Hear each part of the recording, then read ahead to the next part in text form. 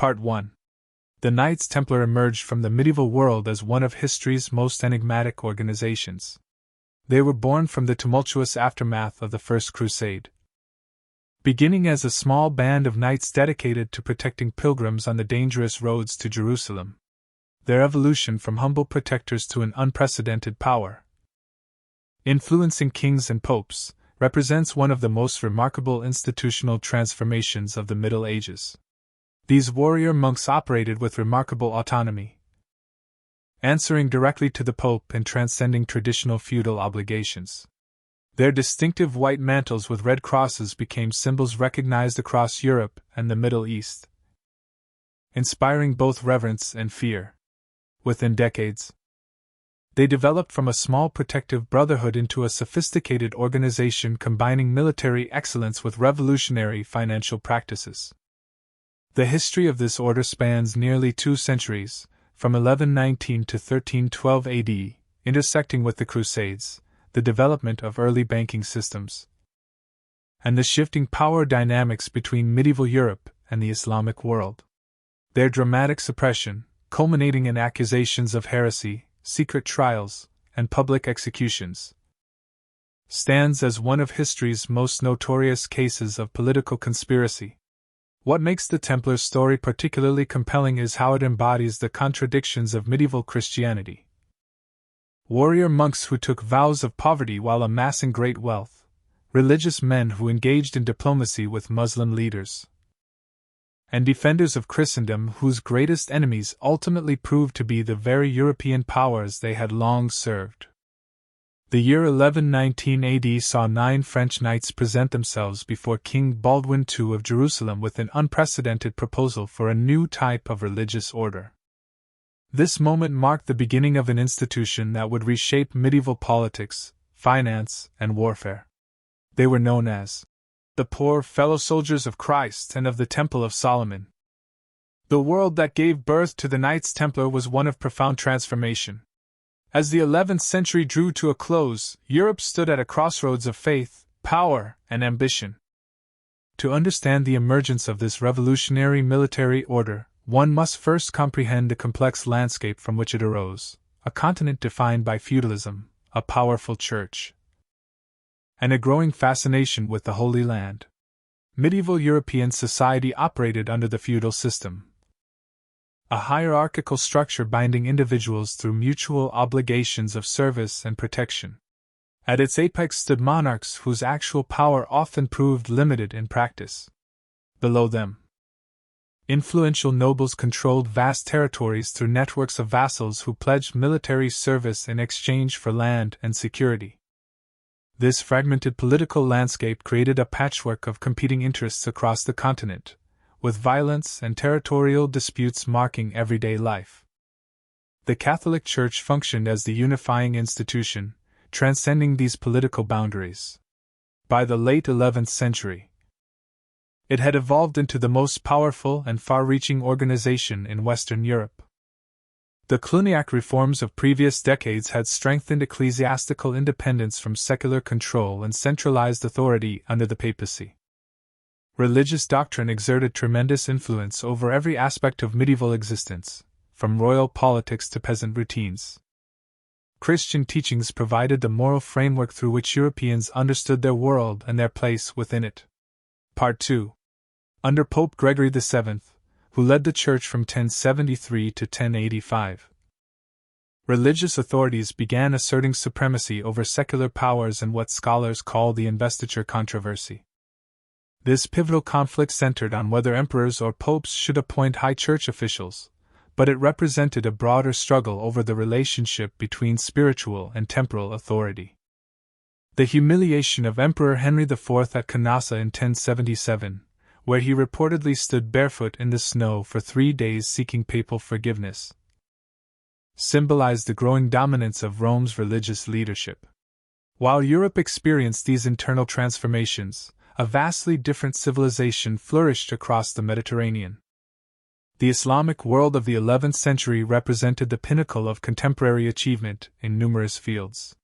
From Baghdad to Córdoba, Muslim scholars preserved and expanded upon ancient Greek knowledge, advancing mathematics, astronomy, medicine, and architecture, while European societies remained comparatively underdeveloped. The Holy City held profound religious significance for Christians, Muslims, and Jews alike. For followers of Islam, it ranked as their third most sacred site after Mecca and Medina. The Dome of the Rock and Al-Aqsa Mosque stood as magnificent testimonies to Islamic reverence for this ancient center of faith. Since the 7th century conquest by Caliph Umar, successive Muslim rulers had generally permitted Christian pilgrims access to sacred locations, though conditions varied under different administrations. By the mid-11th century, control of the Holy Land had passed to the Fatimid Caliphate of Egypt. However, regional stability deteriorated as the Seljuk Turks, recent converts to Islam, expanded their territory through military conquest. Their victory over Byzantine forces at Manzikert in 1071 dealt a devastating blow to the Eastern Roman Empire and dramatically altered the balance of power throughout the region. The Seljuk advance threatened established pilgrimage routes and intensified Western concern about access to sacred sites. For centuries, European Christians had undertaken arduous journeys to Palestine as acts of profound devotion. These pilgrimages represented both spiritual quests and forms of penance, with many believing that prayers offered at sacred locations provided special grace and forgiveness of sins. By the late 11th century, these religious journeys had grown increasingly perilous.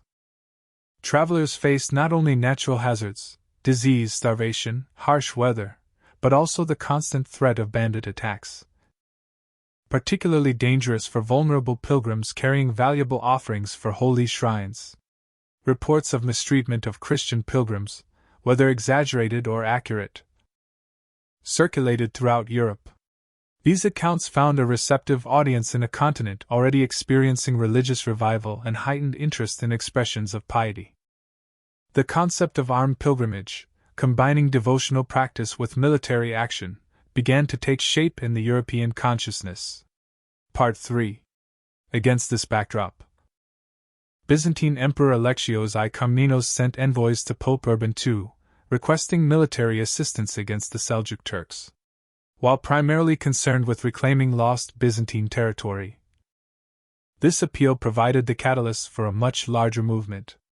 At the Council of Clermont in November 1095, the Pope delivered a speech that would alter the course of history. Urban's address masterfully blended religious fervor with political calculation. He called upon Christian warriors to cease fighting among themselves and instead direct their martial energies toward reclaiming the Holy City. Deus vult! God wills it! Became the rallying cry as thousands took up the cross, sewing it onto their garments as a symbol of their sacred vow to liberate Christ's birthplace. The pontiff offered significant spiritual incentives for participation, a plenary indulgence promising remission of all temporal punishment for sin. For medieval Christians deeply concerned with salvation, this spiritual reward provided powerful motivation. Additionally, the Eastern expedition offered second sons of nobility, those unlikely to inherit family estates, an opportunity for wealth, territory, and glory in distant lands. What followed was the First Crusade, an unprecedented military campaign beginning in 1096 that mobilized tens of thousands across Western Europe.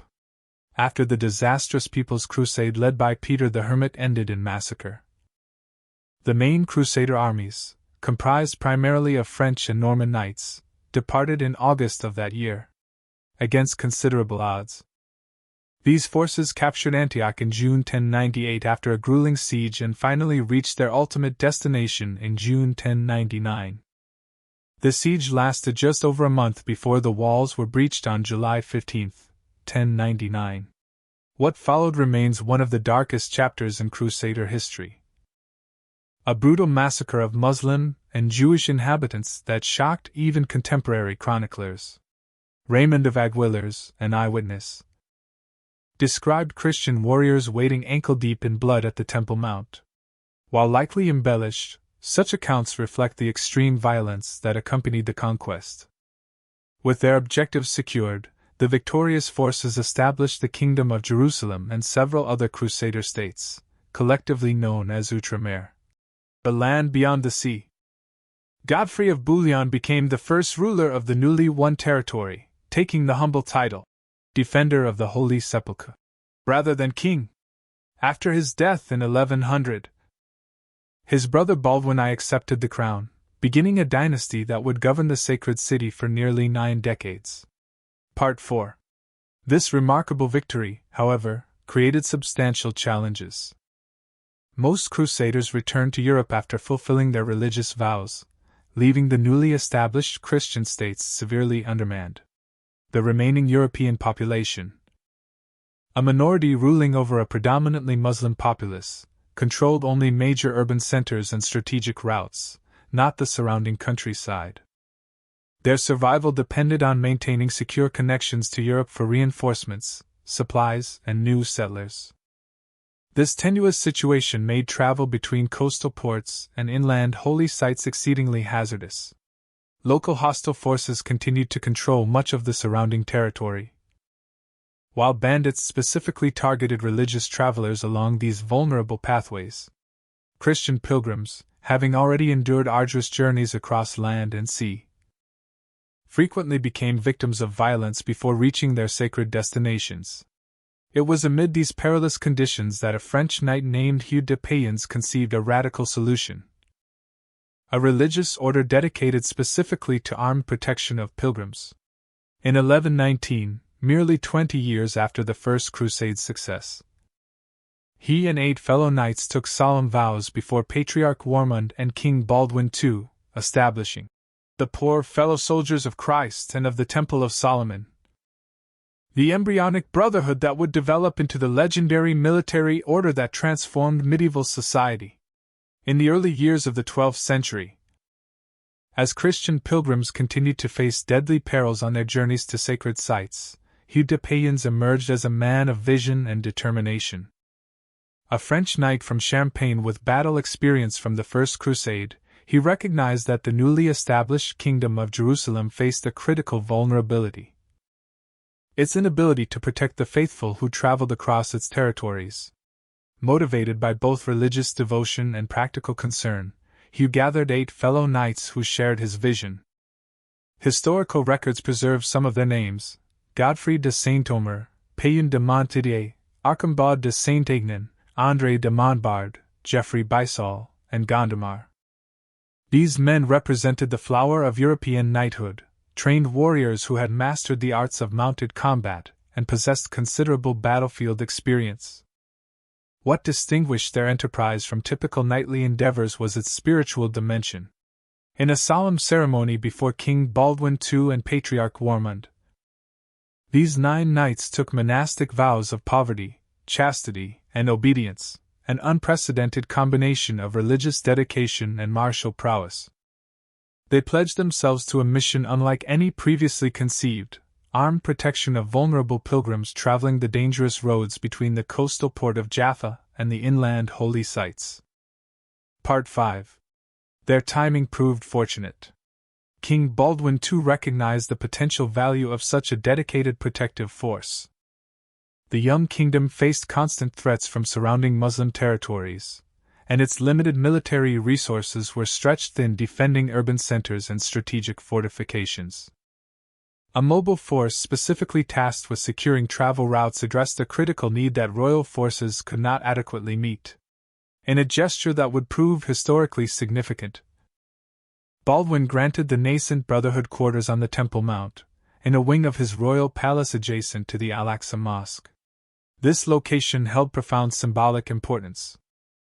Built upon the ruins of what Christians believed to be Solomon's Temple, it represented the spiritual heart of the Holy City. The knights adopted their name from this prestigious headquarters: the poor fellow soldiers of Christ and of the Temple of Solomon. The choice of the Temple Mount as their base carried multiple layers of meaning. In practical terms, it provided a strategic location from which to organize their patrols. Symbolically, it connected the order to biblical traditions of sacred guardianship. Some scholars suggest that the founders may have been influenced by stories of the ancient Levites who guarded Solomon's original temple.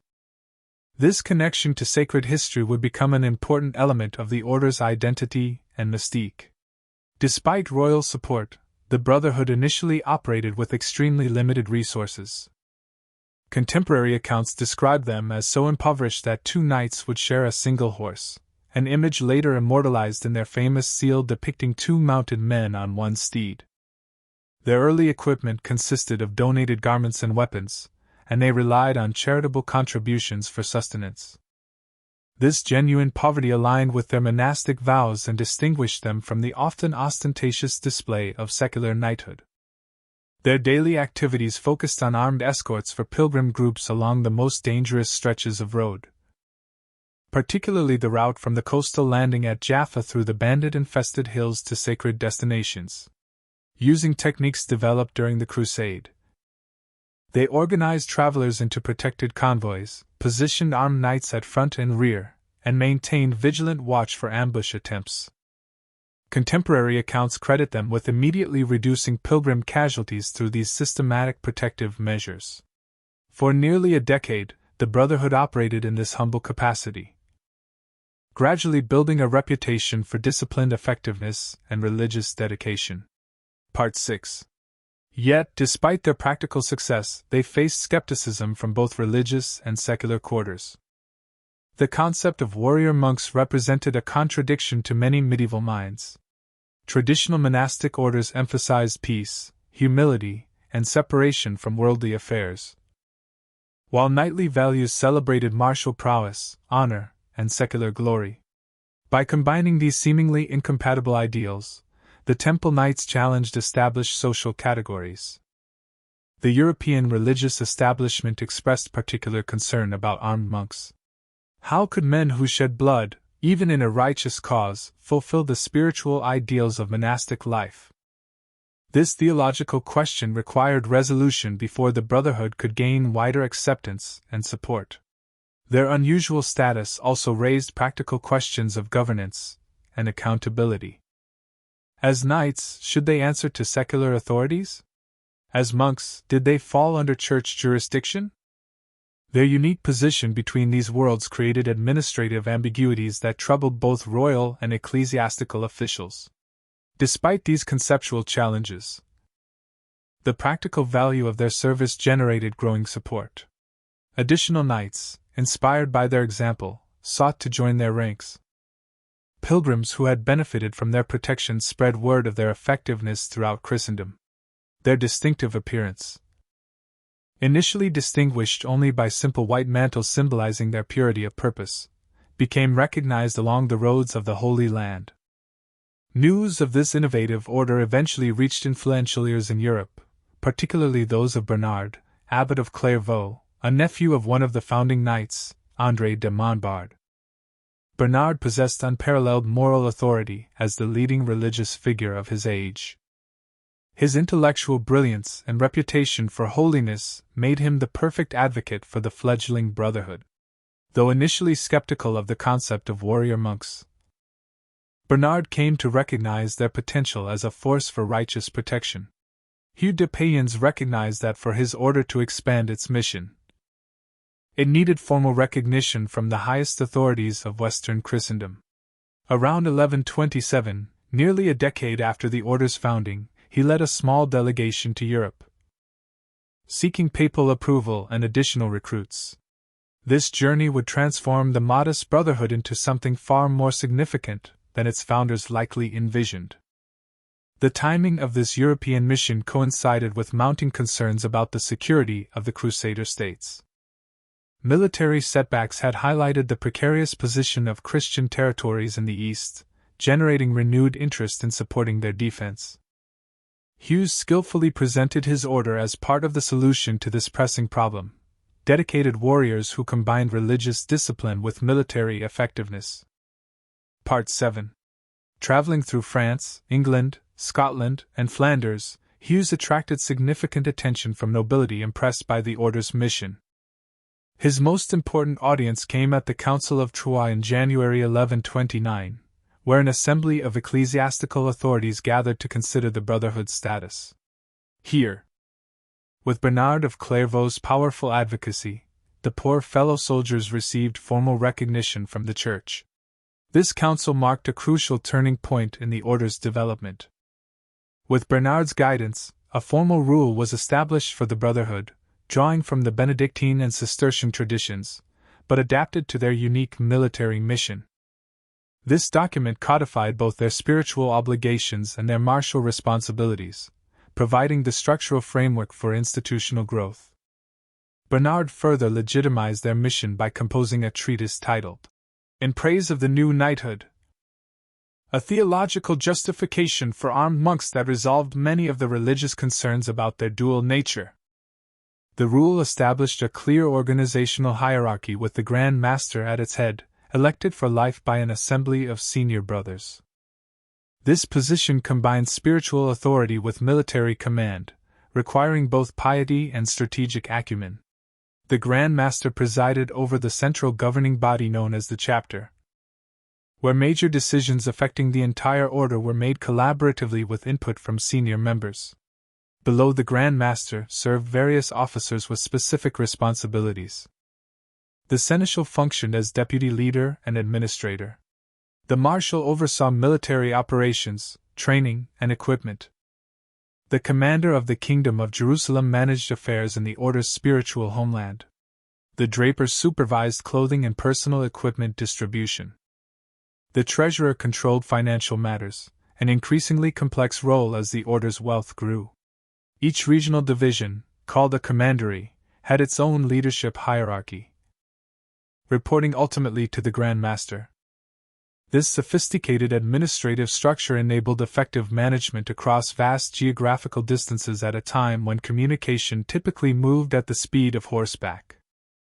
While the Grand Master maintained ultimate authority, practical necessity required substantial autonomy for regional commanders who might wait months for instructions from headquarters. Beyond organizational structure, the rule established a distinct class system within the order. Full Knight brothers, who came exclusively from noble backgrounds, formed the elite military corps. Sergeant brothers, drawn from non-noble origins, served in supporting combat roles and managed many administrative functions. Chaplain brothers, ordained priests, attended to the spiritual needs of members. Serving brothers handled essential services from blacksmithing to cooking. This hierarchical arrangement reflected medieval social divisions while creating a functional system where each member understood his specific responsibilities. Part 8. Daily life under the rule followed a disciplined schedule balancing religious observance with military duties. Brothers rose before dawn for prayers, attended multiple religious services throughout the day, and maintained regular periods of silence. Between these spiritual obligations, knights trained in combat techniques, cared for horses and equipment, and performed assigned duties.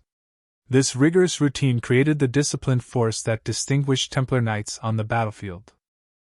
The religious aspects of the rule drew heavily from Cistercian practices, reflecting Bernard's influence. Mandatory attendance at canonical hours and regular prayer times spread throughout the day and night maintained the monastic character of the order. Even during military campaigns, when separated from their communities by military duty, brothers were expected to replace missed services with recitations of the Lord's Prayer. Vows of personal poverty, chastity, and obedience formed the cornerstone of Templar spiritual life. Unlike traditional monks, however, the order itself could and did accumulate substantial wealth for its institutional mission. Individual members renounced all personal possessions upon joining. A knight could own neither money nor property, and received standardized clothing and equipment from the order's stores. Even receiving gifts without permission from superiors constituted a serious violation of the rule. The vow of chastity extended beyond sexual abstinence to encompass broader concepts of moral purity. Knights were forbidden from kissing any woman, including mothers and sisters. They could not be alone with females, share water for handwashing with them, or even accept personal care from them when ill. These strict prohibitions aimed to eliminate temptations and maintain the Brotherhood's spiritual focus. Obedience constituted perhaps the most critical vow for a military order. On the battlefield, hesitation or independent action could prove fatal to an entire unit.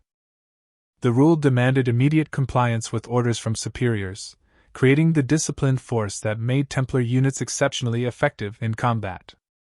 This absolute obedience extended to all aspects of daily life, with members surrendering personal autonomy for the collective mission. Diet, clothing, and personal appearance fell under strict regulation. Meals consisted primarily of vegetable dishes, with meat permitted only 3 times weekly. Brothers ate in silence while listening to scriptural readings, maintaining the contemplative atmosphere of traditional monasteries, even while preparing for warfare.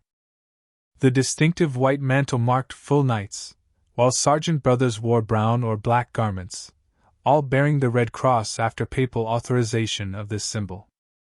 Part 9.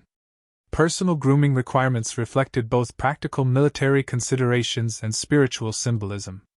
Regular haircuts prevented long hair from hampering vision in battle, while neatly trimmed beards distinguished the brothers from fashionable secular knights who often went clean-shaven. These regulations created a visually distinctive force immediately recognizable on medieval battlefields. Discipline within the order relied on a graduated system of penances for infractions. Minor violations might result in temporary meal restrictions or additional prayers. Moderate offenses could lead to flogging or isolation from the community. The most serious transgressions, especially those threatening the order's reputation or mission, resulted in expulsion, effectively ending a knight's career and identity. The rule addressed battlefield conduct in considerable detail, balancing strategic flexibility with ethical constraints. Knights received strict instructions never to retreat unless outnumbered by at least 3-1, establishing the fearsome reputation for standing firm that made them valuable in crusader armies. Discipline in combat formation was paramount. No brother could charge ahead independently, even when victory seemed certain, without permission from commanders. Perhaps most remarkably for its era, the rule included provisions for treating captives humanely and honoring truces with Muslim forces. While committed to defending Christian territories, the order recognized practical necessities of coexistence in frontier regions. This pragmatic approach sometimes created tension with crusade leaders advocating more absolute positions against Muslim neighbors. As the order expanded geographically, the rule adapted to diverse conditions across Europe and the Near East. European commanderies, far from battlefield pressures, emphasized economic productivity and recruitment. Eastern preceptories focused on military readiness and defensive infrastructure. This flexibility allowed the order to maintain its essential character while adjusting to regional circumstances. The Templar rule's comprehensive nature made it a revolutionary document in medieval institutional history. By successfully integrating seemingly contradictory vocations, monk and warrior, it created a new model that other military orders would emulate. The Hospitallers developed their own military branch with similar regulations, while the Teutonic Knights adopted many Templar organizational structures. Beyond its immediate application, the rule reflected deep recurrence in medieval religious thought. Its emphasis on purposeful action rather than contemplative withdrawal aligned with broader reforms emphasizing practical Christianity engaged with worldly problems. The Templar Knight, fighting for a righteous cause rather than personal glory, embodied an ideal of sanctified violence that helped reconcile Christian teachings with the violent realities of medieval society. Part 10. For nearly 2 centuries, this remarkable document guided one of history's most distinctive organizations. Its balance of spiritual discipline with military effectiveness created the foundation for the Templars' rise to unprecedented power and influence across medieval Europe and the Near East. Through careful regulation of every aspect of members' lives, the rule transformed individual knights into components of an institutional juggernaut that would reshape medieval history. Following their official recognition at the Council of Troyes, the Templar Order experienced a period of extraordinary expansion that transformed them from a small protective brotherhood into one of the most powerful institutions in medieval Europe. This remarkable ascent rested on several interconnected factors: strategic land acquisition, military innovation, royal patronage, and an organizational structure that transcended political boundaries. Throughout Europe, noble families competed to support the order with generous donations. Whether motivated by genuine religious devotion or seeking spiritual merit to offset worldly sins, lords across the continent gifted extensive properties to the Brotherhood. A typical charter from this period reads, I, Count Raymond, grant to God and the Knights of the Temple the castle of Barbara with all its lands and rights for the salvation of my soul and those of my parents. Thousands of similar bequests accumulated rapidly, creating a vast network of Templar holdings stretching from Scotland to the Mediterranean. These properties took various forms, reflecting the diverse economies of medieval Europe. Agricultural estates provided sustainable income through rents and produce. Urban buildings and growing commercial centers generated steady revenue streams. Carefully situated castles controlled important trade routes and reinforced the order's military presence. Each donation, regardless of size, contributed to an expanding economic foundation that supported their core mission in the Holy Land. The management of this rapidly growing portfolio required sophisticated administrative systems.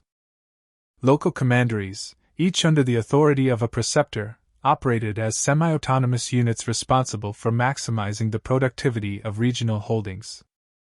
A percentage of all revenues flowed eastward to support frontier operations, creating a continuous transfer of European resources to Outremer. This financial pipeline gave Templar forces in the East significant advantages over other Crusader contingents that relied on sporadic funding from distant patrons. While expanding territorially across Europe, the Order simultaneously established their iconic headquarters in Paris, the Temple. This fortified complex near the current site of Place de la République served as their administrative center for Western operations. Its massive stone tower contained the Order's treasury, archives, and central banking operations. Part 11. Kings and nobles deposited valuables in its secure vaults, recognizing the superior protection offered by this heavily guarded complex. The Paris Temple became so central to French governance that it frequently hosted royal councils and served as the treasury for the French monarchy. In England, their London headquarters, known as the New Temple, provided similar functions for English royalty. King John stored the crown jewels there, while Henry III utilized Templar financial expertise to manage royal accounts. Across Europe, Templar preceptories became integral to local economic and political systems, transforming the order from foreign visitors into essential institutional infrastructure. The strategic value of the Brotherhood extended beyond their economic contributions. Their castles occupied critical defensive positions throughout Christian territories, forming a network of fortifications that complemented royal defensive systems. In the Holy Land, Templar strongholds like Château Pellerin stood as imposing symbols of Christian military power, controlling key routes and providing secure bases for operations against hostile forces. Castle architecture under Templar direction reflected sophisticated military engineering principles, some adapted from Byzantine and Muslim examples. Concentric defensive rings, carefully designed killing zones, and arrow slits positioned for maximum coverage demonstrated their practical approach to defensive design. Their fortresses pioneered innovations like bent entranceways that prevented battering rams from building momentum and murder holes, allowing defenders to attack enemies who breached the outer defenses. Regional differences in castle construction illustrated the Order's adaptability to varied environments. In desert regions, water conservation features like massive cisterns received primary emphasis. Mountain castles incorporated natural terrain into their defensive systems. Coastal fortifications included facilities for naval support. This pragmatic approach to military architecture, emphasizing function over display, typified the Templar methodology in all operational aspects. The Brotherhood's military effectiveness stemmed not only from their fortifications but also from innovative battlefield tactics. Regular training created disciplined units capable of complex maneuvers rarely achieved by feudal levies. Templars pioneered the use of standardized commands and signals, allowing rapid response to changing battlefield conditions. The order maintained strict formation discipline, with knights forbidden from breaking ranks to pursue individual glory, a common weakness in other crusader forces. Part 12. Their distinctive fighting approach reflected a pragmatic appreciation for Middle Eastern battlefield realities. Heavy European cavalry tactics required adaptation to the lighter, more mobile forces of their adversaries. Templar units developed hybrid approaches, combining Western shock combat with elements of Eastern mobile warfare. They maintained specialized scouting units familiar with local terrain and trained in reading subtle signs of enemy movement. Unlike many European commanders who dismissed Muslim tactics as dishonorable, Templar leaders studied and adapted effective enemy techniques when advantageous. Horse breeding represented another area of Templar excellence. The order maintained extensive stud farms dedicated to producing warhorses with the specific characteristics needed for armored combat in Middle Eastern conditions. These animals required not just size and strength but also heat tolerance and sustainable endurance. Templars crossbred European destriers with Arabian stock, creating mounts particularly suited to their operational environment. Their expertise became so renowned that European nobles sought Templar advice on improving their own breeding programs. The Second Crusade offered the first major opportunity for Templars to demonstrate their expanding capabilities. When European armies under Louis VII of France and Conrad III of Germany marched east, Templar contingents provided critical support services. Their knowledge of local conditions, superior logistics, and disciplined forces stood in stark contrast to the disorganized main Crusader armies. After the Crusade's failure, many blamed poor planning and leadership rather than Templar contributions, enhancing rather than diminishing the order's reputation. Throughout subsequent decades, the Brotherhood continued expanding their military involvement in defending the Crusader states. By the mid-12th century, they had grown from auxiliary escorts into an essential component of frontline defense. Their role in the Battle of Montgessard, where a significantly outnumbered Crusader force defeated Saladin's army, cemented their reputation for battlefield effectiveness. Contemporary chroniclers credited Templar discipline with maintaining formation cohesion at critical moments during this improbable victory.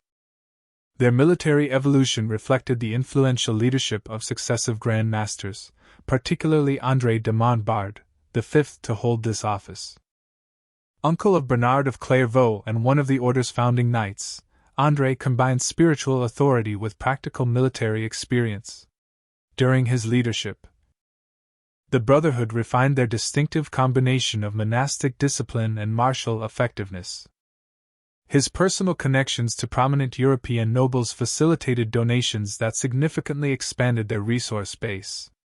Under his guidance, the Order developed standardized training methods that transformed recruits from diverse backgrounds into a cohesive fighting force. Part 13. Unlike haphazard training typical in feudal armies, Templar knights underwent systematic preparation, emphasizing specific skills required for their unique mission.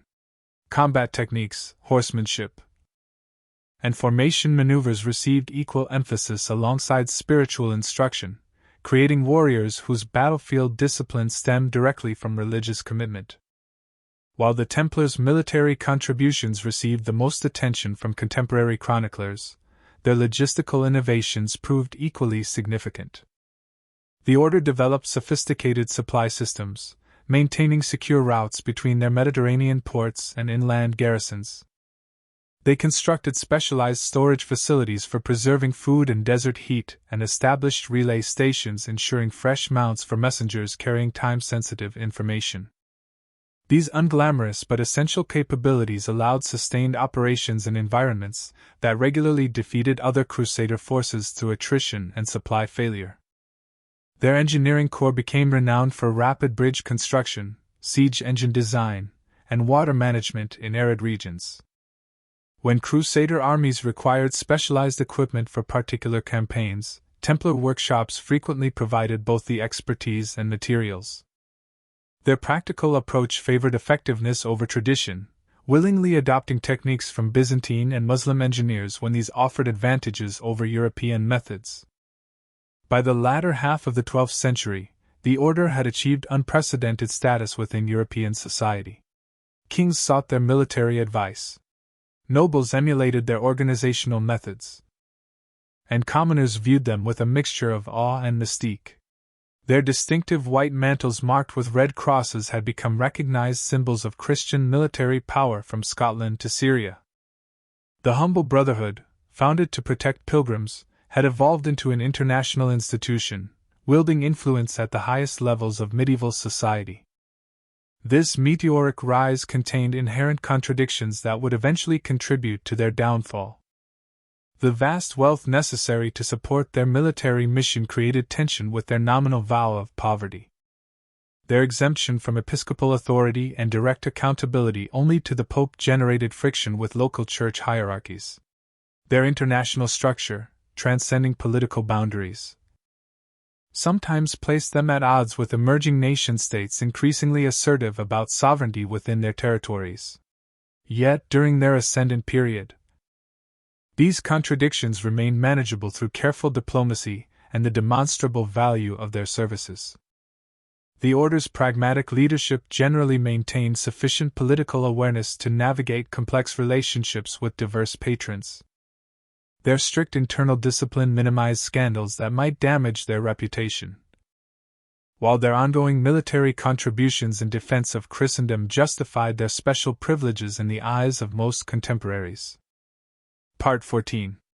This golden age of Templar influence would eventually face its greatest challenge in the catastrophic events surrounding the fall of Jerusalem to Saladin's forces. Yet even this disaster, which fundamentally altered the crusading enterprise, would initially reinforce rather than diminish the order's importance, as secular forces proved inadequate to the defense of the Holy Land. The disciplined, well-funded military orders emerged as the most reliable bulwark against Muslim reconquest, setting the stage for the next chapter in their remarkable institutional journey.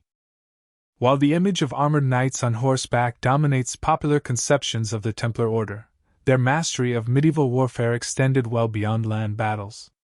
By the mid-12th century, the Brotherhood had developed a substantial maritime presence that fundamentally altered the balance of power in the eastern Mediterranean.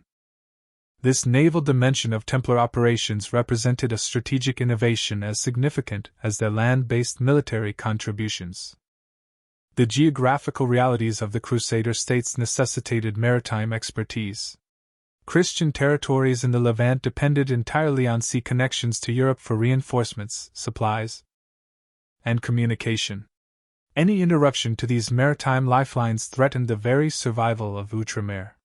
Muslim naval forces understood this vulnerability and frequently targeted Christian shipping, while pirates operated from countless hidden coves along the coastline, preying on merchant vessels and pilgrim transports alike. Recognizing these challenges, the Templar leadership made a strategic decision to develop their own naval capabilities. This expansion into maritime operations began modestly with the acquisition of several merchant vessels to transport supplies from Europe to their eastern commanderies. Initial ships served primarily logistical functions, carrying horses, weapons, and recruits to support land operations. However, the Brotherhood quickly recognized that effective logistics required protected sea lanes, pushing them toward development of dedicated warships. The Templars established their primary naval base at the port of Acre, constructing specialized facilities for vessel maintenance and operation. Stone quays, shipyards, and warehouses formed an impressive complex that contemporary visitors described as rivaling facilities in major European ports. Additional maritime installations at Tyre, Jaffa, and several smaller harbors created a network of safe havens for Templar vessels patrolling the Levantine coast. Their fleet consisted of several vessel types, each serving specific functions within their maritime strategy. Galleys with shallow drafts proved ideal for coastal patrol and pursuit of pirate craft. Larger transport vessels, called naves, carried heavy cargo, including the war horses essential to Templar military operations. Specialized pilgrim ships featured reinforced decks accommodating the hundreds of travelers who journeyed to fulfill religious vows. By the height of their naval power, accounts suggest the Brotherhood maintained several dozen vessels operating throughout the Mediterranean. Part 15. The operation of this fleet required specialized knowledge absent from traditional knightly training. The order addressed this need by creating a dedicated marine branch within their structure. Templar mariners developed expertise in navigation, ship handling, and naval combat tactics. Command positions typically went to knights with demonstrated aptitude for maritime operations, while experienced sailors from Italian maritime republics often served as technical specialists, bringing advanced seafaring knowledge into the Brotherhood's service. Templar naval operations fulfilled multiple strategic objectives beyond simple transport. Regular patrols along pilgrim sea routes dramatically reduced pirate attacks on vulnerable traveler ships. Convoy systems grouping merchant vessels under Templar protection improved commercial security, strengthening economic connections between East and West. Naval forces provided critical support for coastal castles, delivering supplies and reinforcements to installations that would otherwise remain vulnerable to siege. The strategic value of Templar maritime capabilities became particularly evident during the Third Crusade, when Christian forces undertook the siege of Acre. Templar vessels maintained a critical naval blockade, preventing Muslim relief ships from reaching the defended city. They transported siege equipment too massive for land travel and evacuated wounded soldiers for treatment at rear areas. This multidimensional support proved essential to the eventual Christian recapture of this vital port city. Beyond military applications, Templar ships provided critical transportation services for the broader crusader enterprise. When European nobles and their retinues traveled east to fulfill crusading vows, they frequently booked passage on Templar vessels, recognizing their superior safety record and reliable scheduling. Pilgrims of more modest means similarly sought Templar transport when available, willing to pay premium fares for the security these ships provided. The Brotherhood developed standardized fare structures and established regular sailing schedules between major Mediterranean ports, creating an early form of organized passenger service. The maritime expertise developed for military purposes yielded significant commercial benefits as well. Templar ships engaged in trade during peaceful periods, transporting valuable Eastern goods to European markets and carrying Western products eastward. The profits from these commercial voyages helped finance the Order's broader military mission while strengthening economic ties between distant regions. Their reputation for honest dealings and reliable delivery made Templar vessels preferred carriers for high-value cargo requiring secure transport. The Brotherhood demonstrated remarkable innovation in their naval operations. Their ships incorporated design elements from both Western and Eastern maritime traditions, creating hybrid vessels particularly suited to Mediterranean conditions. Part 16.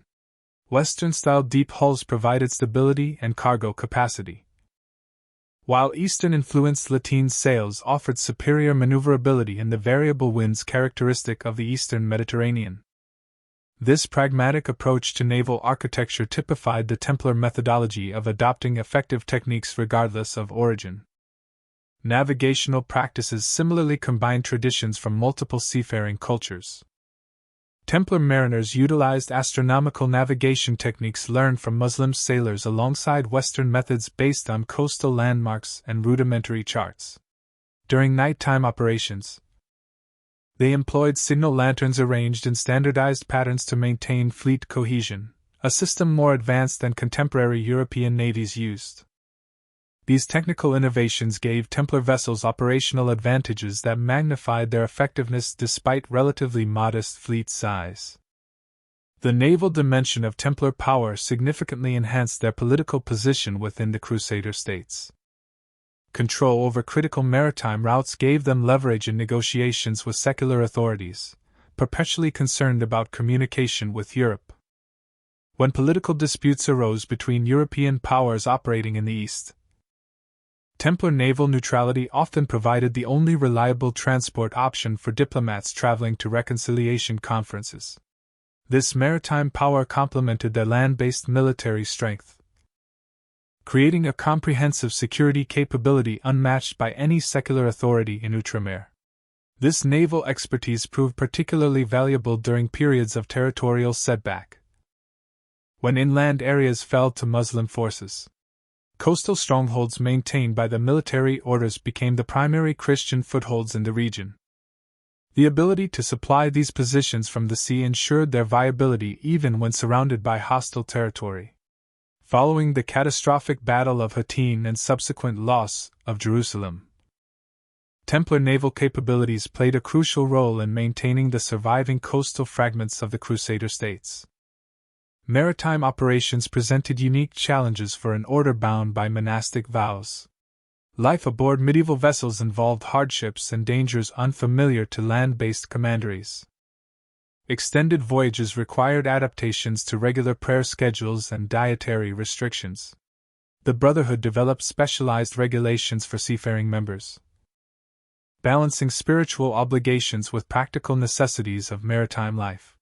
Ship chaplains conducted religious services adapted to naval conditions, maintaining the order's spiritual character even in this specialized branch. The Templar fleet reached its zenith of influence in the decades following the Third Crusade.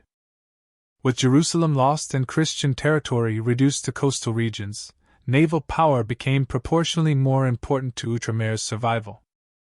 The Brotherhood ships maintained essential connections between isolated Christian outposts that would otherwise have been impossible to defend. Part 17. Their maritime patrols represented a significant deterrent to Muslim naval forces considering attacks on vulnerable coastal positions. Archaeological evidence from Templar port facilities reveals the sophisticated infrastructure supporting their naval operations.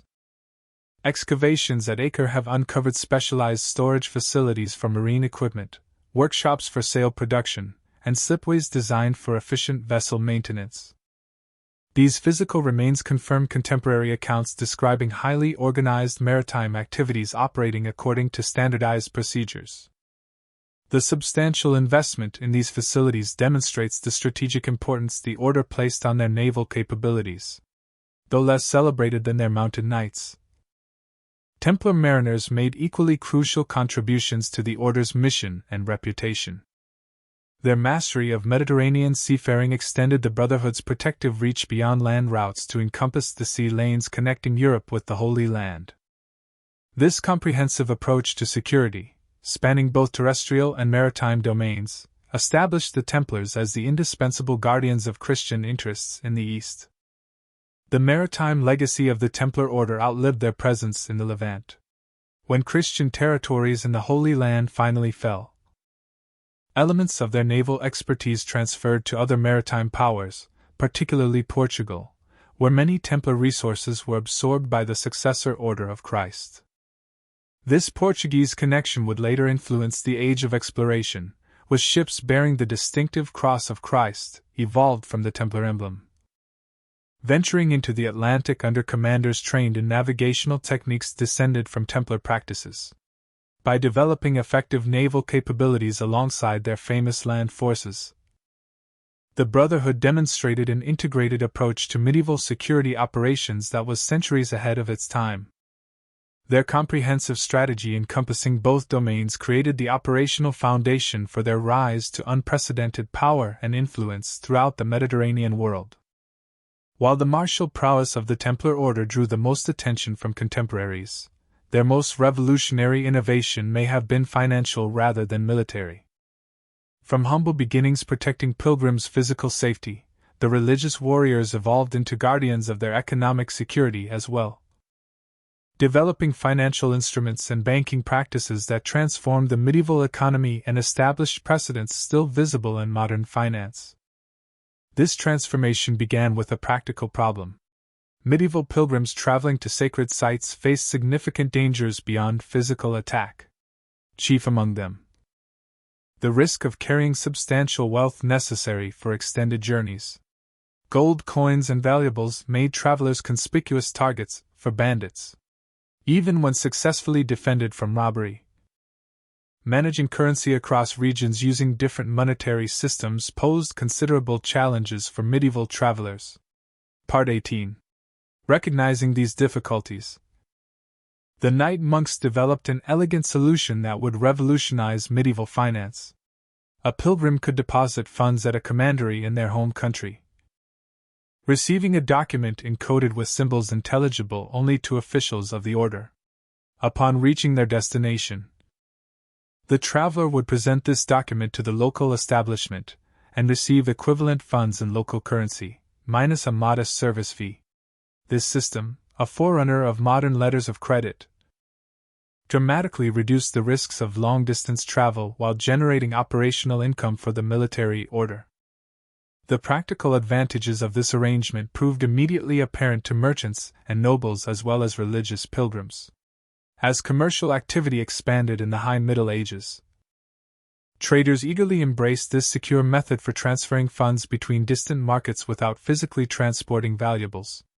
The network of these warrior bankers, stretching from Scotland to Cyprus, enabled commerce on a scale previously unimaginable, helping fuel the commercial revolution transforming European economic life.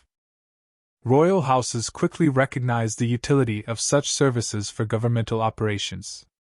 Medieval kingdoms typically lacked permanent financial institutions capable of managing state resources. Royal treasuries often consisted of little more than strong boxes following the monarch from castle to castle, creating significant security and administrative challenges. The International Brotherhood offered an attractive alternative: secure facilities managed by literate administrators with standardized accounting practices and international reach. King Louis VII of France became an early adopter of these services following his participation in the Second Crusade, where he had witnessed the financial competence of these monastic knights firsthand. Upon returning to France, he appointed one of their members as royal treasurer and began storing crown funds in their Paris headquarters. This arrangement established a pattern other monarchs would follow, particularly in England, where King John and later Henry III developed deep financial relationships with the military order. By the early 13th century, the Paris Temple functioned effectively as the French national treasury, with dedicated officials managing royal accounts separately from the organization's finances. The administrative infrastructure supporting these financial operations demonstrated impressive sophistication for its era. The holy warriors maintained standardized accounting practices across their international network, using double-entry bookkeeping methods not widely adopted in Europe until centuries later. Regular financial inspections by visiting officials from headquarters ensured adherence to these standards, creating unprecedented accountability. Their records distinguished clearly between organizational funds and client deposits, a concept of segregated accounts protecting customer assets that would later become fundamental to modern banking regulation. Part 19. The financial expertise of these crusading bankers extended beyond simple deposit services to include functions recognizable as lending activities. While medieval church prohibitions against usury, charging interest, technically restricted lending practices, the order developed various arrangements that effectively provided credit while remaining within religious guidelines. Mortgage arrangements involving property transfers, exchange rate adjustments, and strategic fees all enabled capital deployment, while avoiding direct interest charges forbidden to Christians. These credit facilities proved particularly valuable to European monarchs, perpetually short of funds for military campaigns and governmental operations. When King Louis VIII prepared for his crusade, substantial loans from the military brotherhood financed his expedition. Henry III of England repeatedly turned to their credit to address royal financial shortfalls. These high-profile lending relationships with ruling houses enhanced the order's political influence while generating income for their core missions. The physical infrastructure supporting these financial operations impressed contemporary observers. Major houses of the knightly order contained specialized treasury chambers with sophisticated security features. The Paris Temple featured a multi-story stone tower with walls several feet thick, accessible only through a single fortified entrance guarded day and night by the warrior monks. Within these secured spaces, iron-bound chests, organized by region, contain precisely documented valuables and financial records. These physical facilities represented the most secure storage available in medieval Europe, attracting deposits from those seeking unmatched protection for their wealth. Beyond physical security, this financial network offered additional advantages. Their literate membership maintained meticulous records in an age when literacy remained uncommon. Their international structure facilitated transfers between regions using different currencies and financial systems. Their religious status provided moral assurance of honest dealing. Absent from secular financial operators, these combined benefits made their services attractive even to Jewish and Muslim merchants otherwise suspicious of Christian institutions. The scale of their financial operations grew to remarkable proportions. When French officials later seized the Paris headquarters, they required weeks to inventory its contents, discovering substantial deposits from nobles, merchants, religious institutions, and foreign dignitaries alongside royal treasures. Archaeological excavations of sites used by the order have unearthed specialized scales for precise coin weighing, seal matrices for document authentication, and accounting tokens used for complex calculations, physical evidence of sophisticated financial operations. The banking functions of these warrior monks extended to estate management services that would today be considered trust and investment activities. Part 20. Crusading nobles departing for extended periods often placed their entire estates under the administration of this trusted order. The Knight brothers would manage agricultural properties, collect rents, resolve tenant disputes, and deliver revenues either to the owner's destination in the East or to designated family members remaining in Europe. These comprehensive services required considerable administrative sophistication, including legal expertise regarding property rights in various jurisdictions. Their financial operations generated substantial criticism alongside their popularity. Religious traditionalists questioned whether such worldly financial entanglements befitted a monastic organization dedicated to spiritual warfare. Secular moneylenders resented competition from an institution exempt from taxation and many commercial regulations. Jewish financial operators, previously dominant in European credit markets, found their traditional role increasingly constrained as Christian rulers turned preferentially to the services offered by these Christian bankers. The military order defended their financial activities as necessary extensions of their protective mission, just as their swords guarded pilgrims' physical safety. Their financial instruments protected travelers' economic welfare. Revenues generated through financial services supported their military operations defending Christian territories in the East. This pragmatic justification satisfied most contemporary observers, though tensions between spiritual ideals and commercial operations created ongoing internal debates within the Brotherhood. The sophistication of the financial practices developed by these monastic knights raises intriguing historical questions about their origins. Some scholars suggest possible influences from Islamic financial systems encountered during the order's Eastern operations. Muslim merchants had developed various credit instruments compatible with Islamic prohibitions against interest-bearing loans, creating potential models for adaptations by the Christian order. Byzantine practices may have provided additional influences, particularly regarding documentary forms used for commercial transactions. The Brotherhood's pragmatic approach to operational challenges made them receptive to adopting effective methods regardless of origin. Their financial innovations had particularly transformative effects on international trade. Before the banking services offered by these warrior monks, merchants conducting long-distance commerce faced daunting challenges, converting currencies, securing funds during transit, and establishing credit in distant markets. The Order's international network dramatically reduced these barriers, enabling commercial operations across previously prohibitive distances.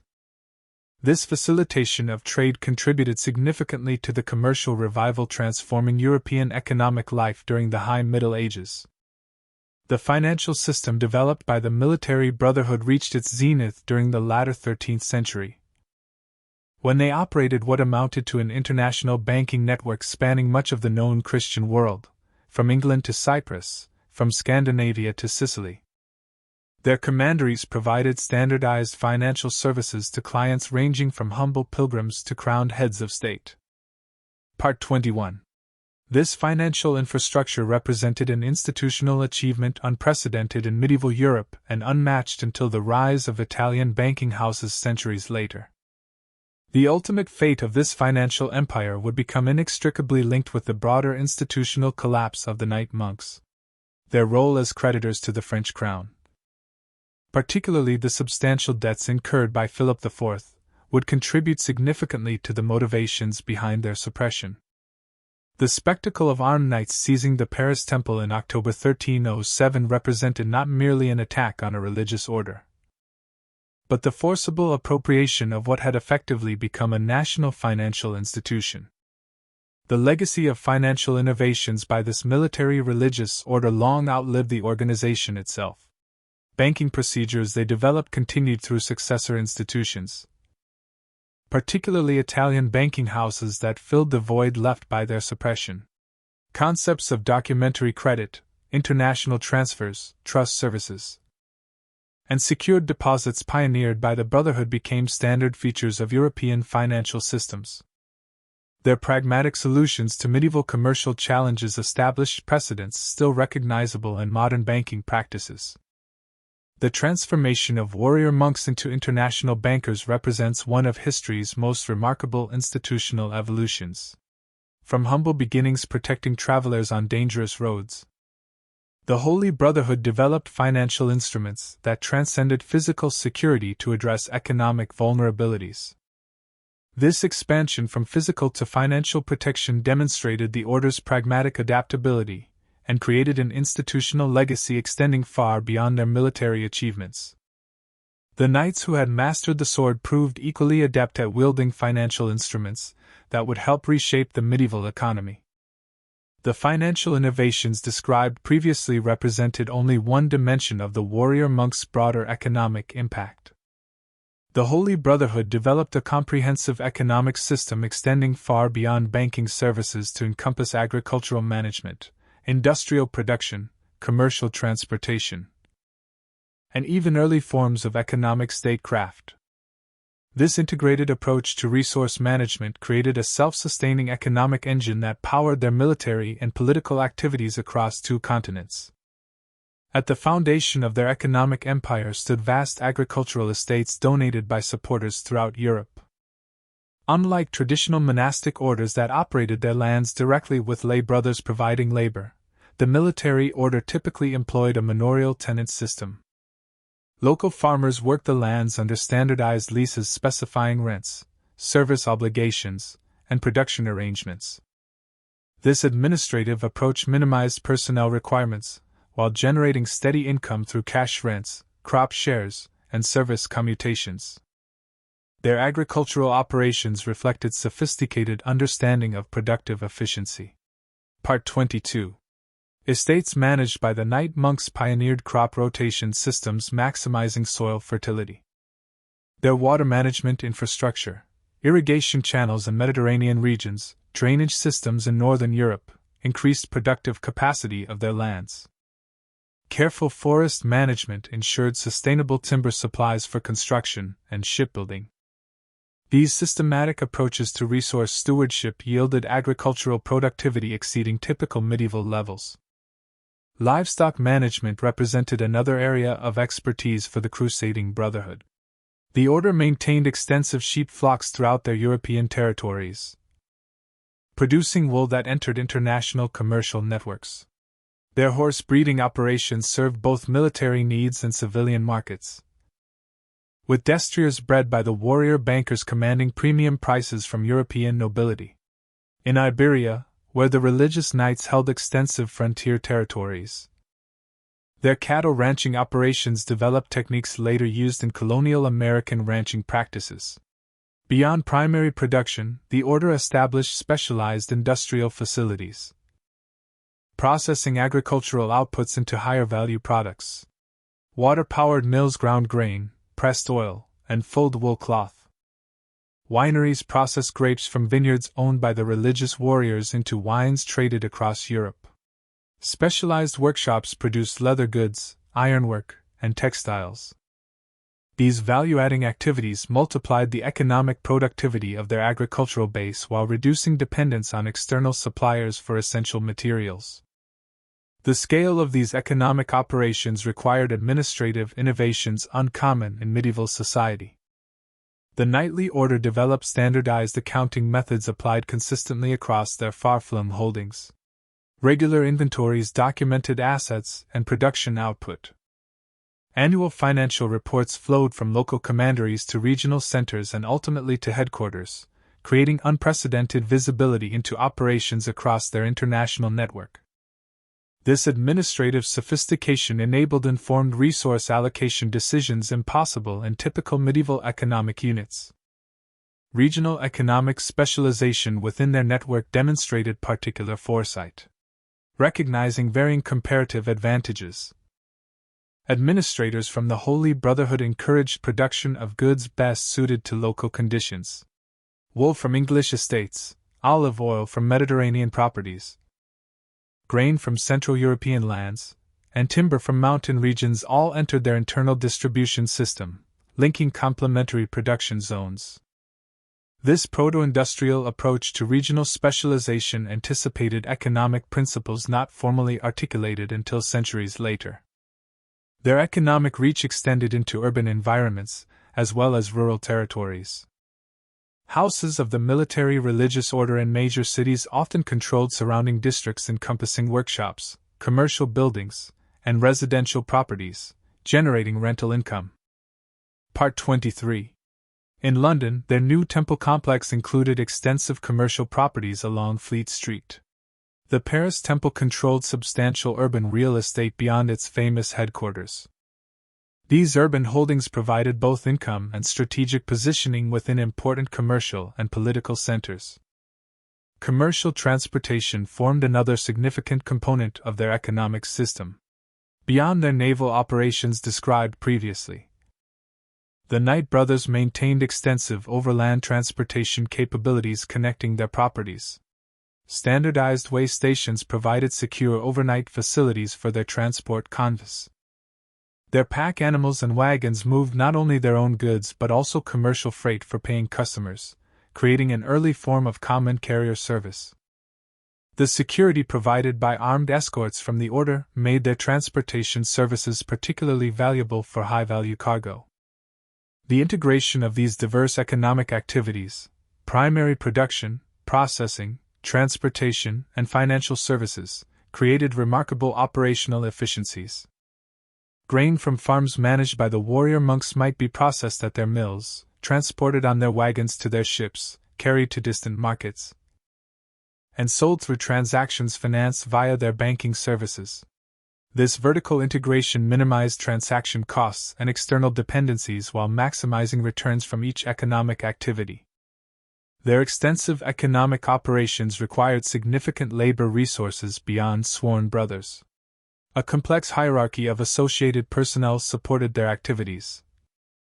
Tenant farmers working their lands, wage laborers in their workshops, specialized craftsmen maintaining their equipment, and clerical staff managing their records. These extended economic networks created employment ecosystems reaching far beyond formal membership, magnifying their economic impact throughout medieval society.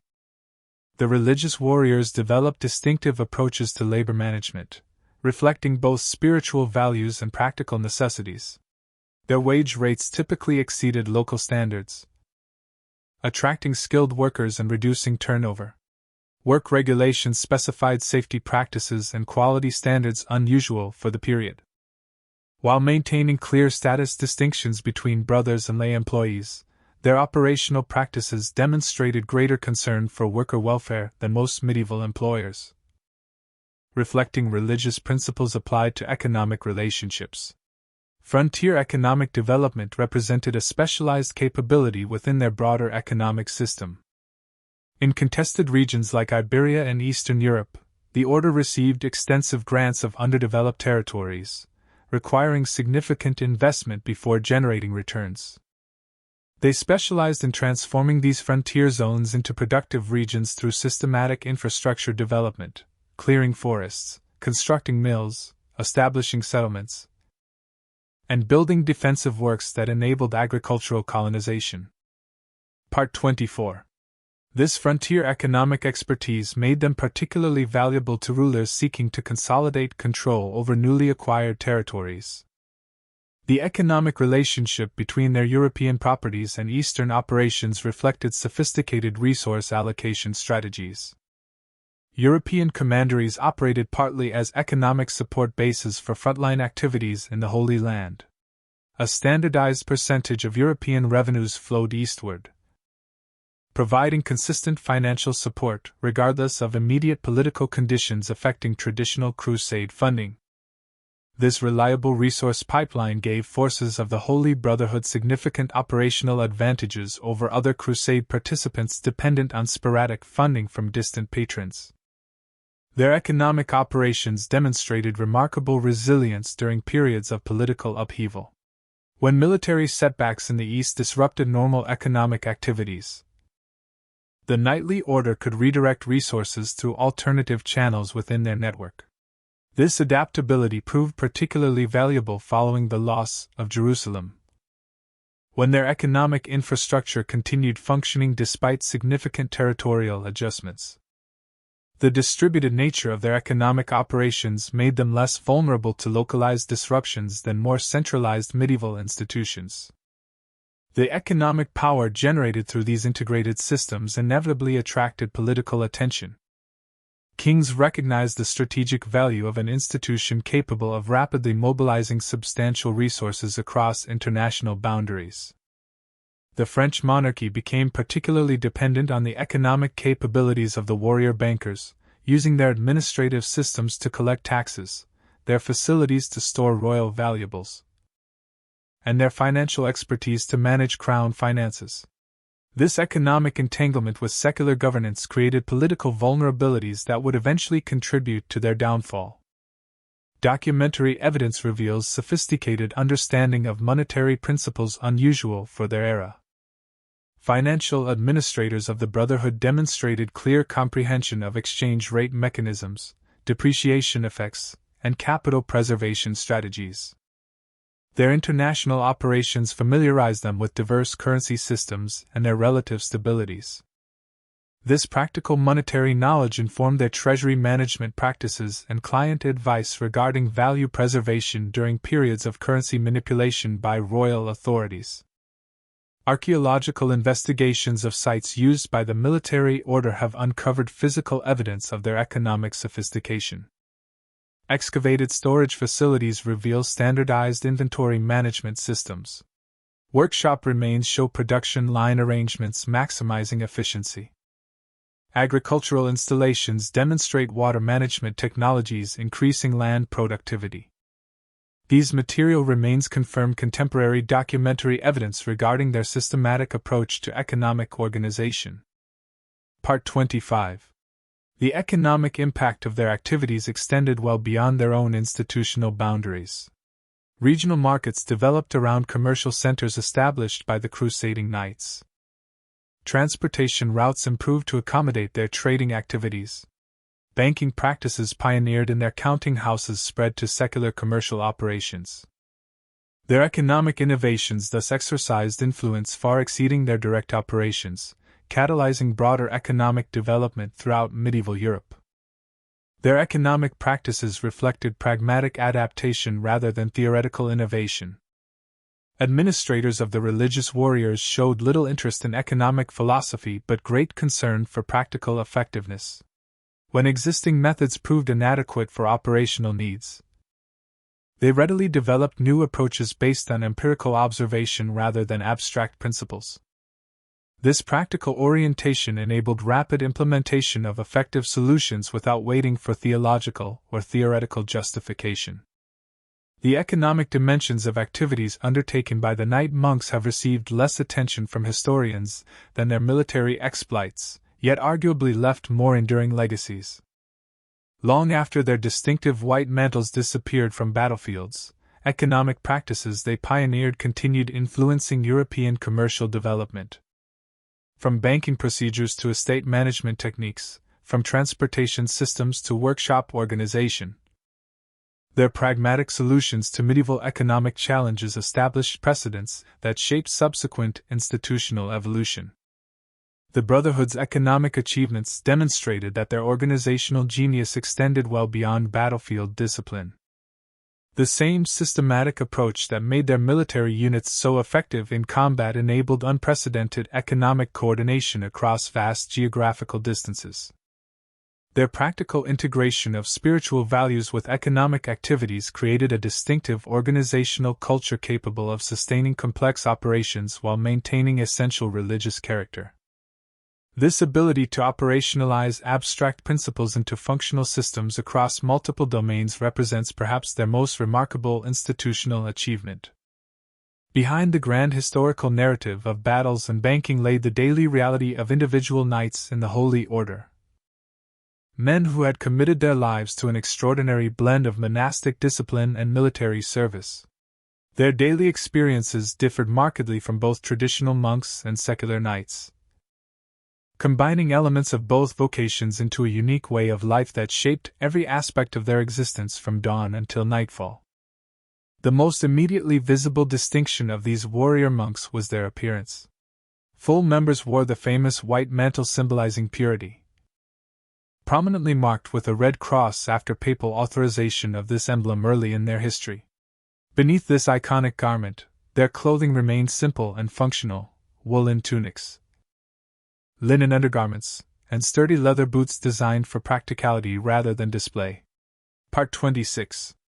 Unlike the colorful finery of secular knights with personalized heraldry, Brothers of the Order presented a uniform appearance, emphasizing collective identity over individual distinction.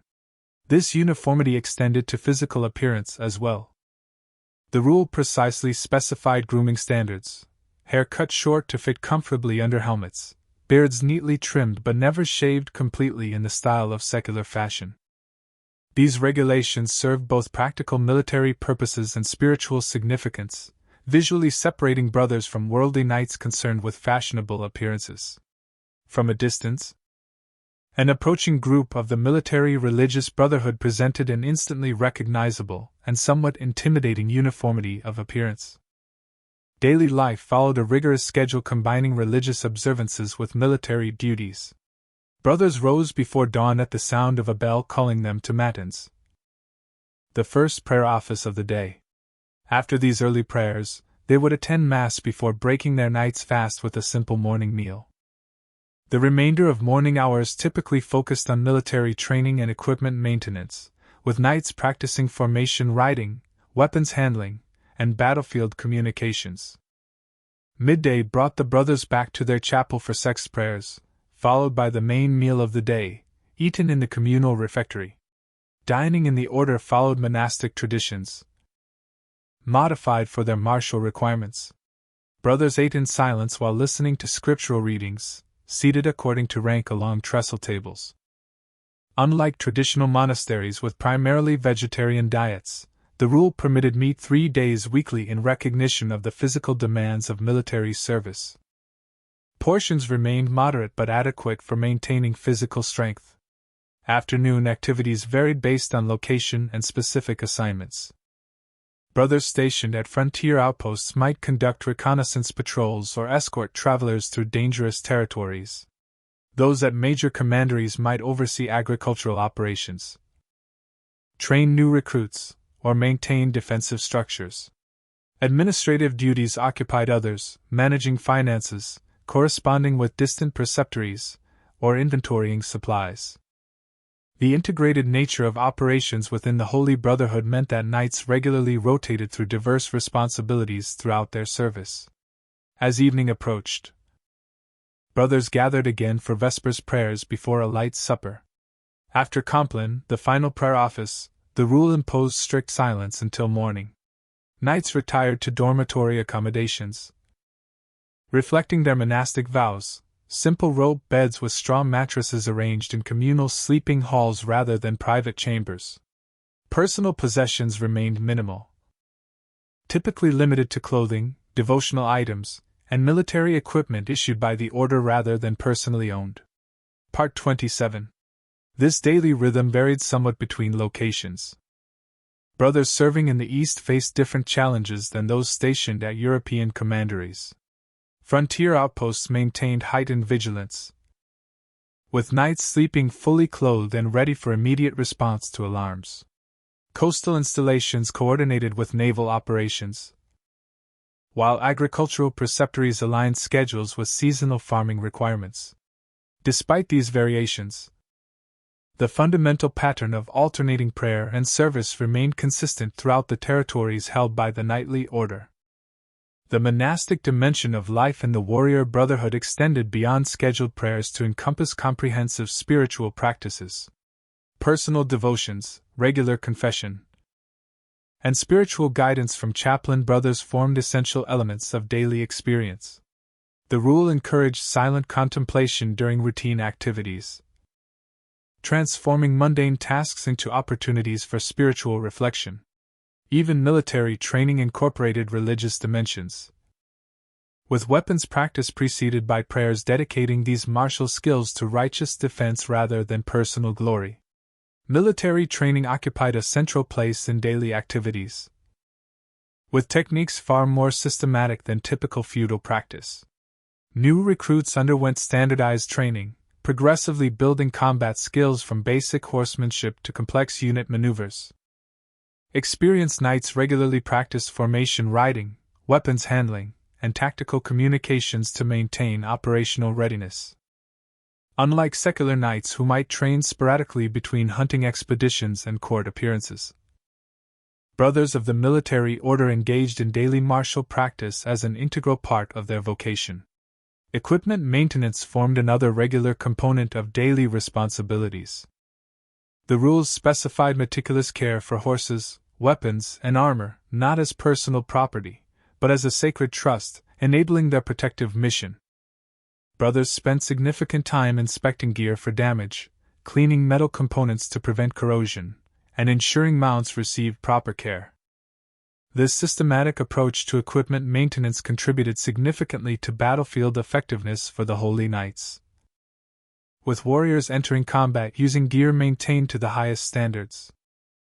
Communal life within establishments of the religious order reflected a careful balance between military hierarchy and monastic equality. While clear rank distinctions organized operational activities, the rule established practices emphasizing spiritual brotherhood regardless of status. All members ate the same foods, wore similar clothing, differentiated primarily by rank indicators, and participated in identical prayer obligations.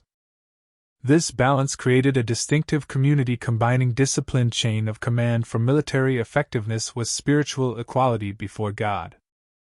Communication within this community followed carefully structured patterns. During meals and after evening prayers, strict silence prevailed in accordance with monastic tradition. Working hours permitted necessary operational communication but discouraged idle conversation. Chapter meetings provided formalized opportunities for addressing community concerns, with brothers speaking in turn according to rank and seniority. Part 28. This controlled communication environment reduced conflicts while ensuring necessary coordination for complex operations. Interactions with the world beyond establishments of the military brotherhood followed similarly careful regulation. The rule restricted casual contacts with outsiders, particularly women, who were barred entirely from houses of the order. When external duties required interaction with secular society, brothers typically traveled in pairs to ensure mutual accountability. These restrictions aimed at maintaining both moral discipline and operational security in an environment where the organization's growing wealth attracted constant attention. Entertainment and leisure, as understood in secular society, had little place in the life of these warrior monks. The rule explicitly prohibited hunting for sport, attendance at tournaments as spectators, and participation in secular celebrations. Physical recreation took practical forms like swimming for exercising horses or targeted games developing combat-relevant skills. Leisure reading was limited to religious texts and operational materials rather than popular chivalric literature enjoyed by secular knights. These restrictions reinforced separation from worldly values while maintaining focus on their spiritual military mission. Discipline within this structured community relied on graduated consequences for infractions. Minor violations like speaking during designated silence or negligent equipment maintenance typically resulted in additional prayers or temporarily reduced food rations. More serious offenses such as insubordination or leaving an installation without permission might bring corporal punishment or periods of isolation. The most severe violations, particularly those threatening the order's reputation or mission, could result in expulsion, effectively ending a knight's career and identity. Personal accounts from brothers of the religious knighthood provide glimpses into the lived experience behind these formal structures. A letter from Brother Farron to his family describes the transition from secular knighthood. "My days, which once passed in idle hunts and vain displays, now find purpose in prayer and protection of those unable to defend themselves. Though my bed is harder and my meals plainer, my soul finds rest unknown in my former life." Such testimony suggests that for many brothers the order's discipline provided meaningful structure rather than merely oppressive restriction. Daily experiences varied considerably based on assignment within the extensive operations of the crusading brotherhood. A brother responsible for escort duties along pilgrim routes might spend weeks traveling between secure houses, maintaining constant vigilance against ambush attempts. Another assigned to financial operations might spend his days managing complex transactions across multiple currencies. A knight stationed at a frontier castle might alternate between construction supervision, local diplomacy with neighboring communities, and periodic patrol duties. This operational diversity provided varied experiences within the consistent framework of discipline maintained by the Holy Order. Part 29. The international character of the knight monks created another distinctive aspect of daily life: regular interaction with brothers from diverse European origins. A French knight might serve alongside Spanish, English, and German brothers, creating multilingual communities unusual for their era. While Latin provided a common language for religious observances and official communications, daily operations often required practical multilingualism. This international environment broadened perspectives beyond typical medieval experience, with brothers exchanging regional military techniques, administrative practices, and practical knowledge. Medical care represented another significant dimension of daily life in the military religious order. The brotherhood maintained infirmaries staffed by brothers with medical training, providing care substantially better than typically available to secular knights. Preventive health practices received unusual emphasis, with regulations addressing hygiene, water quality, and appropriate clothing for different climates. These practical health measures contributed significantly to maintaining operational effectiveness in challenging environments, particularly in Eastern territories where European forces often suffered from unfamiliar diseases. Seasonal rhythms introduced variations to this daily pattern. Major religious festivals like Easter and Christmas brought enhanced liturgical observances and rare feasting occasions permitted by the rule. Agricultural commanderies adjusted activities to accommodate planting and harvest seasons. Winter months in northern territories focused on indoor activities, including equipment repair, archival organization, and training sessions on specialized skills.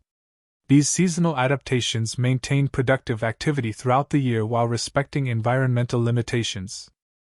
The psychological dimensions of daily life for members of the Holy Brotherhood reveal perhaps the most distinctive aspects of their experience. Brothers lived with remarkable cognitive dissonance, following monastic schedules focused on spiritual peace while simultaneously training for violent combat. They maintained vows of personal poverty while collectively administering vast wealth. They lived almost entirely among men while serving an order dedicated to the Virgin Mary.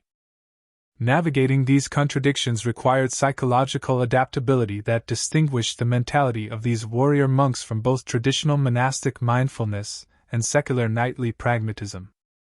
For new recruits, the transition to this distinctive lifestyle often proved challenging. The order developed systematic initiation processes, gradually introducing novices to the disciplines of the religious knights. Senior brothers provided mentorship through early adjustments, offering guidance based on their own experience, integrating seemingly contradictory demands. Historical records indicate some recruits abandoned the process, finding the order's disciplines too demanding, while others discovered in these same structures a profound sense of purpose previously lacking in secular knighthood. Throughout their history, the lived experience of individual knights in the warrior brotherhood remained remarkably consistent despite the order's institutional evolution. Part 30. Whether serving during the humble early years or the height of the order's power, brothers followed essentially the same daily patterns established in their original rule. This consistency created intergenerational solidarity unusual in medieval institutions, with knights separated by decades experiencing fundamental kinship through shared daily practices. Even as the organization expanded into banking and territorial administration, the core experience of balancing prayer with protection remained the defining feature of daily life in the sacred brotherhood. This distinctive blend of monastic discipline and military service created a unique vocational identity separate from either parent tradition. Neither quite monks nor conventional knights. Brothers of the order occupied a third category, transcending traditional medieval social classifications. Their daily practices reflected this hybrid identity, combining contemplative silence with battlefield communication, aesthetic simplicity with military effectiveness, personal humility with collective power. This daily reality, more than grand historical developments, defined what it truly meant to be a member of this extraordinary military religious order. The military contributions of the Templar order extended far beyond routine escort duties and castle defense. Throughout their history, these warrior monks participated in virtually every major campaign to defend or expand Christian territories in the East. Their disciplined fighting methods, superior equipment, and unwavering courage made them invaluable assets in crusader armies otherwise characterized by inconsistent quality and divided leadership. From triumphant victories to catastrophic defeats, the Fighting Brothers featured prominently in the most significant engagements of the Crusader era. Their battlefield reputation developed rapidly following their early focus on road security. By the 1130s, just a decade after official recognition, contingents from the Holy Order began appearing in major field operations alongside royal forces. The siege of Ascalon in 1153 marked their first prominent role in a large-scale engagement. This strategic coastal city had remained a Muslim enclave from which Egyptian forces launched raids into Christian territories. Under Grand Master Bernard of Tremolay, knights of the religious brotherhood spearheaded several assaults against the formidable defenses. Contemporary accounts describe a critical moment when a section of wall collapsed during bombardment, creating a potential breakthrough. Forces of the knightly order rushed forward to secure the breach, with the Grand Master reportedly among the first through the opening. What followed became a matter of historical controversy. Some chronicles claim Bernard and his knights advanced unsupported due to a selfish desire for plunder, while accounts from the military order maintain they sought to establish a defensive position, allowing the main army to follow. Regardless of motivation, the small force found itself isolated within the city and overwhelmed by defenders. The Grand Master and approximately 40 knights died in the fighting, their bodies recovered only when the city finally fell days later.